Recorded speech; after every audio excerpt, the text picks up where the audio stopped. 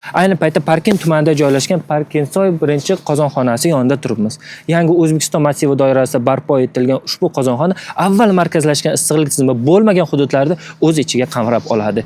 Ushbu hududda barqaror issiqlik tizimi bilan ta'minlash maqsadida Kommunal loyiha ilmiy tadqiqot instituti davlat muassasasi mutaxassislari tomonidan zamonaviy issiqlik qozonxonasi loyihasi ishlab chiqildi. Unda qozonxona yopiq turdagi issiqlik ta'minoti tizimi asosida ishlashi ko'zda tutilgan bo'lib, issiqlik tarmog'i 95-70 gradus Selsiy harorati grafiki bo'yicha faoliyat yuritadi. Bu esa issiqlik energiyasining samarali va barqaror yetkazib berilishini ta'minlaydi. Qozonxona tarkibida 3 ta suv isitish qozonlari, yuqori unumdorlikka ega tarmoq nasoslari, shuningdek, loyihada suvni tayyorlash va tizimga uzatish uchun maxsus suv tayyorlash qurilmalari hamda zaxira baklari qo'llanilishi belgilangan. Bu esa issiqlik tizimining samaradorligi va uzoq muddat barqaror ishlashiga xizmat qiladi. Parkentsoy loyihasini tayyorlash topshirig'i 2025-yil aprel oyida qabul qilinib, loyihamiz bir oy davomida BIM texnologiyalari asosida mukammal tarzda ishlab chiqildi. Loyihamizning umumiy quvvati 8 megavat bo'lib, qozonxonada jami 3 ta qozon o'rnatilgan.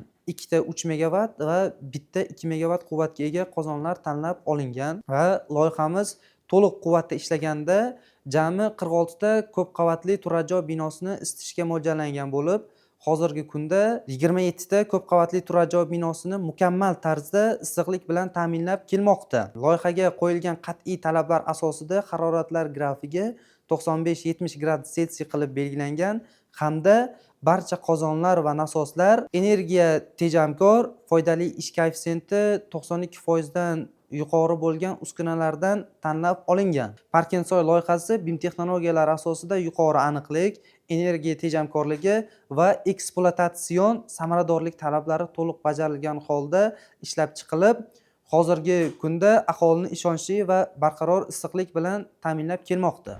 Mazkur loyiha Parkent tumanida barpo etilayotgan yangi turar joy hududida zamonaviy, ishonchli va energiya samarador muhandislik infratuzilmasini shakllantirishga xizmat qiladi.